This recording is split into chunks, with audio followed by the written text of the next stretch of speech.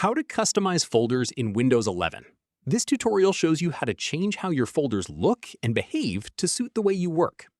First, open File Explorer and navigate to the folder you want to customize. From there, right-click on the folder and select Properties from the menu. After that, click on the Customize tab at the top of the Properties window. At this point, you'll see a drop-down under Optimize this folder for. Click it and choose the type of content that best fits what's inside, like documents, pictures, videos, or music. From here, check the box underneath if you want to apply the same template to all subfolders inside it as well, which saves you from having to do each one individually. Following this, to change the folder icon, click Change Icon at the bottom of the same Customize tab.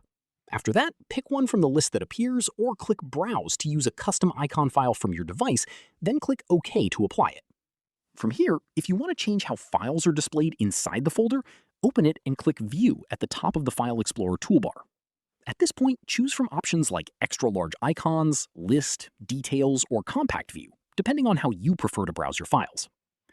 Finally, if you want that same view to apply to all folders of the same type, click View again, go to Options, click the View tab inside Folder Options, and click Apply to Folders to set it as the default across the board.